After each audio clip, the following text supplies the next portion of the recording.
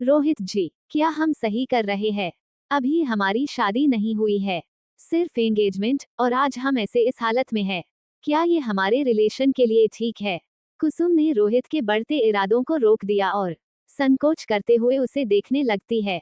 कुसुम के रोकने से रोहित थोड़ा सा गुस्साते हुए बोला, कुसुम, कम ऑन यार, ग्रो अप। यहाँ लोग बिना एंगेजमेंट की ही सब कुछ कर लेते हैं, वैसे भी हम तो जल्दी ही शादी करने जा रहे हैं, तो फिर ये ड्रामे क्यों? देखो, बी प्रैक्टिकल, और वैसे भी क्या फर्क पड़ता है? हम तो फ्यूचर में हस्बैंड एंड वाइफ होने वाले ही है। कुसुम ने अब नजरें झुकाई और बोली, हाँ पर कुछ नहीं। देखो बाहर मौसम कितना सुहाना है, इस रोमांटिक पल को एंजॉय करो। रोहित ने कमरे की खिड़की से बाहर इशारा किया तो कुसुम की नजर खिड़की पर गई। बाहर हो रही बारिश और तेज हवाओं के झोंकों को महसूस करने लगी।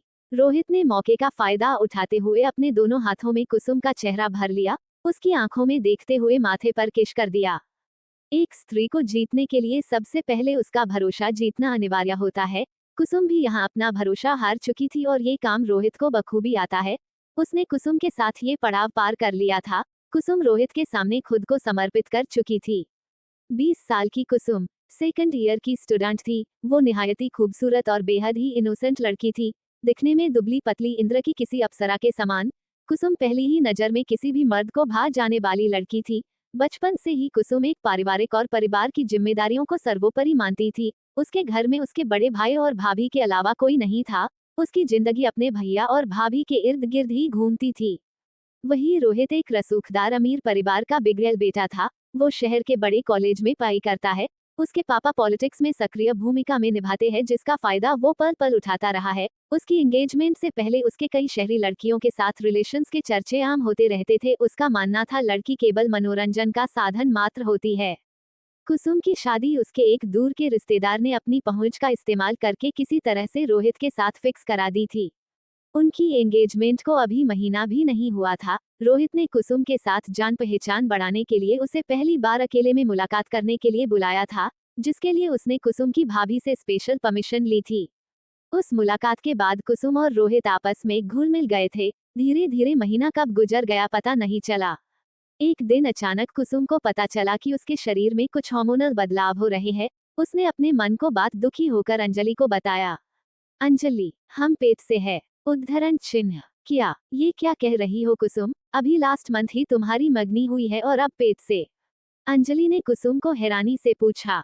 कुसुम अपने कमरे की खिड़की पास आंखों में आंसू और हाथ में प्रेगनेंसी टेस्टिंग किट लिए खड़ी थी, जिसमें गहरे लाल रंग की 2 लकीरें कुसुम के प्रेग्नेंट की साफ साफ गवाही दे रही थी। अंजलि कुसुम की बेस्ट फ्रेंड थी। कुसुम और अंजलि के बीच कुछ भी छुपा नहीं रहता था। तुम ऐसे स्टेचू क्यों बनी हुई हो? अरे तो क्या हो गया अगर प्रेग्नेंट हो? मुझे तो बहुत खुशी हो रही है। मैं जल्दी ही मौसी बनने वाली हूँ। अंजलि ने कुसुम को खुश करने के लिए मजाक किया। कुसुम ने अपने आंसू साफ किए और उसे घूरते हुए कहा, तुम्हें मजाक सूझ रहा है? हमारे कुछ समझ नहीं आ रहा कि क्या करे क्या नहीं। अंजलि फिर से मुस्कुराने लगी। अरे मजे तुमने लिए है तो सजा भी तुम्हें ही मिलेगी ना। मुझे तो नहीं। अंजलि, प्लीज, हम मजाक नहीं कर रहे। कुसुम ने चिल्लाते हुए कहा। ओके, सॉरी बाबा, मैं तो मजाक कर रही थी। अच्छा एक बात बताओ, तुमने रोहित को नहीं बताया इसके बारे में? सुबह से कॉल कर रहे हैं, वो फोन ही नहीं उठा रहे हैं। मैसेज भी किया है। कुसुम ने फिर से फोन अपने हाथ में लिया और मैसेज करने लगी। अच्छा सुनो, तुम जल्दी से रेडी हो जाओ, आज क्लास करनी है, इसके बारे में हम रास्ते में बात करेंगे। अंजलि और कुसुम एक साथ घर से रेडी होकर कॉलेज जाने के लिए गांव के बस स्टॉप जा रही थी। तभी अंजलि की नजर भोलू पर पड़ी। अचानक से उसके कदम रुक गए। भोलू, जो कि गांव का छटा हुआ मवाली टाइप का गुंडा था, उसका काम सुबह से शाम तक लोगों को परेशान करना और लड़कियों को छेड़ने का था। इस काम में उसका साथ उसके गैंग के मेंबर्स देते थे। क्या हुआ, तुम रुक क्यों गई? कुसुम ने अंजलि को हैरानी से पूछा। वो देखो, तुम्हारा पुराना आशिक भोलू तुम्हारा बेसब्री से इंतजार कर रहा है। अंजलि की आंखों में भोलू का खौफ साफ साफ नजर आ रहा था। कुसुम ने अपने सामने हंसते मुस्कुराते भोलू को देखा तो उसका गुस्सा 7वें आसमान पर पहुंच गया। बहुत बर्दाश्त कर लिया इस मवाली को। आज इसकी औकात इसे याद दिला के ही रहेंगे। आज के बाद या तो ये नहीं रहेगा या फिर हम नहीं। कुसुम जल्दी से उसकी ओर लपकी। तभी अंजलि ने उसे दौड़कर पकड़ लिया। पागल हो गई है क्या कुसुम? तुझे पता भी है तू किसके मुंह लगने जा रही है। बदतमीज है वो, 1 मिनट भी नहीं लगेगा तेरी बेइज्जती करते हुए। चल रहने दे, हम आगे वाले स्टॉप से बस पकड़ लेंगे। कुसुम अभी भी भोलू को ही घूर रही थी। भोलू भी समझ गया था आज कुसुम कुछ उखड़ी हुई लग रही है। तभी भोलू का एक दोस्त आगे आया और जोर से हंसते हुए बोला, भाई वो देखो तुम्हारा आइटम कल्टी मार के जा रहा है। उद्धरण चिन्ह। ओए चिरकुट, तू जरा अपनी जुबान पर ताला मार, इसे थोड़ी देर के लिए रेस्ट दे। वो कहीं नहीं जाएगी, वो अपुन के पास ही आएगी क्योंकि वो अपुन की बंदी है। भोलू ने हल्की सी चपत मारते हुए कहा। भाई तू अपुन को मार ले, लेकिन वो देख तेरी बाली तो गई। हाँ रे, सही बोला तू। गाड़ी निकाल। भोलू ने अपने साथ बाइक पर 4 गुंडे बिठाए और कुसुम का पीछा करने निकल गया। अंजलि और कुसुम कुछ ही दूर निकली थी कि भोलू की बाइक उनके आगे आकर रुकती है। कुसुम के कदम अचानक से रुक गए। कुसुम, तुम वापस क्यों जा रही हो? आज तुम्हारी क्लास नहीं है। भोलू ने बड़े ही प्यार से कुसुम की ओर देखकर पूछा। नहीं है, तुमसे मतलब, कुसुम ने चीखते हुए भोलू की बात का जवाब दिया। चीखो मत, चुपचाप रास्ता बदलो और निकालो यहाँ से। अंजलि ने कुसुम का हाथ पकड़ के धीरे से फुसफुसाते हुए खींचा। अब वे दोनों रास्ता बदल के वहां से जाने लगी, लेकिन भोलू जैसा ढीठ इंसान इतनी जल्दी समझने वाला नहीं था। उसने फिर से अपनी बाइक घुमा के कुसुम के आगे खड़ी कर दी। देखो भोलू, मैं तुम्हें लास्ट बार कह रही हूँ, मेरा पीछा करना छोड़ दो, वरना। कुसुम ने भोलू को उंगली दिखाकर कहा। एक मवाली हंसते हुए भोलू से बोला, भाई ये तो उंगली दिखा रही है, तुम कहो तो इसकी ये उंगली काट दूं। उद्धरण चिन्ह। भोलू ने उस मवाली को 4-5 थप्पड़ रसीद करके कहा, सोचना भी मत। कुसुम को जो करना है कर सकती है, आखिर हमारी मोहब्बत है वो। कुसुम भोलू को घृणित नजरों से देख रही थी। कोई बात नहीं कुसुम, हम तुम्हारी ये गलती भी माफ कर रहे हैं, वरना तुम हमारा रौद्र रूप तो जानती ही हो। क्या कर लोगे? हाँ, बोलो, क्या कर लोगे? मैं चिल्ला चिल्ला के पूरे गांव को बता दूंगी कि तुम मेरा पीछा करते हो और मुझे परेशान करते हो। पुलिस में भी बताओगी। कुसुम का गुस्सा आज फट पड़ा था। कुसुम उसे खरी खोटी सुना रही थी और भोलू मुकराए जा रहा था। तभी अंजलि उसे पकड़ के खींच ली जाती है। मवाली आखिर समझता क्या है अपने आप को। ठीक है जाओ, आज तुम्हें लेट हो रहा होगा, कल मिलते हैं। भोलू ने मुस्कुराते हुए हाथ हिला के बाय कहा। तभी अंजलि ने उसे शांत कराते हुए कहा, चल शांत हो जा, कम से कम आज के लिए तो जान बची। वे दोनों कुछ कदम ही आगे चली थी कि कुसुम का फोन रिंग करने लगा। कुसुम ने देखा तो ये कॉल रोहित कर रहा था। उसने पिक किया और बोली, रोहित जी, हम कब से आपको कॉल कर रहे हैं और आप है कि एक बार भी उत्तर नहीं दे रहे। ओहो, क्या हुआ मेरी जान, इतना क्यों घबरा रही हो? वो दरअसल हम पॉलिटिक्स वाले लोग हैं, हो जाते हैं कभी कभी बिजी। बताओ क्या हुआ? रोहित ने कुसुम की बातों को कैजुअली लेते हुए पूछा। हम आपसे मिलना चाहते हैं, कल सुबह गांव के बाहर वाले बस स्टॉप पर आ जाना, हम वहीं मिलेंगे। उद्धरण चिन्ह। अरे वाह, आपको मिलना है और हमसे, ये तो खुशी की बात है, पर यूं बस स्टॉप पर क्यों? किसी होटल में मिलेंगे, इसी बहाने कुछ 2-4 प्यार मोहब्बत की बातें भी हो जाएगी। रोहित की बातों से उसके मंसूबे साफ समझ आ रहे थे, लेकिन कुसुम इस बार ऐसा वैसा कोई भी कांड करने वाली नहीं थी। उसे तो अपनी प्रॉब्लम के बारे में रोहित को विस्तार से बताना था। नहीं रोहित जी, हमारे पास इतना वक्त नहीं होगा, हम कॉलेज जाते वक्त आपसे कुछ देर बात करना चाहते हैं, प्लीज हमारी बात मान लो। ठीक है, हम तुम्हारी सारी बातें मानेंगे, पर एक बात तुम्हें भी माननी होगी। ठीक है, हम कल मिलते हैं, सेम टाइम पर, बाय। क्या होगा कुसुम की प्रेगनेंसी का? क्या रोहित शादी से पहले प्रेग्नेंट लड़की से शादी करेगा? कैसे कुसुम करेगी अपने घर वालों का सामना? जानने के लिए देखिए इस कहानी का अगला भाग। कुसुम सारी रात इस कसम में सो नहीं पाई कि वो रोहित को अपनी प्रेगनेंसी के बारे में कैसे बताएगी। पता नहीं रोहित क्या सोचेगा, पता नहीं भरोसा करेगा भी या नहीं, कहीं वो मुझे गलत न समझने लग जाए, और पता नहीं क्या क्या ख्याल रात भर उसे परेशान करते रहे। अगली सुबह कुसुम कॉलेज जाने के लिए रेडी हुई। ब्रेकफास्ट करने के बाद वो घर से निकल गई, कहीं भोलू आज फिर से न मिल जाए, यही सोचते हुए कुसुम चौकन्नी होकर चलती जा रही थी। वो बीच बीच में खड़े होकर अपने आसपास इधर उधर देखती जा रही थी, कहीं भोलू या फिर उसके गैंग का कोई आदमी उसका पीछा या फिर उस पर नजर तो नहीं रख रहा। उसका शक यकीन में तब तब्दील हो गया जब उसे सामने बस स्टैंड पर भोलू अपनी बुलेट बाइक पर बैठा पान मसाला चबाते हुए दिखाई दिया, मानो वो कुसुम का ही इंतजार कर रहा हो। उसकी नजरें खुद पर पाकर कुसुम सहम सी गई। उसे अंदर से डर सताने लगा। हे भगवान, आज तो हमारे साथ अंजलि भी नहीं है, आज तो हम इसे बंदर घुड़की भी नहीं दे सकते, आज तो हमारा कल्याण हो ही जाना है।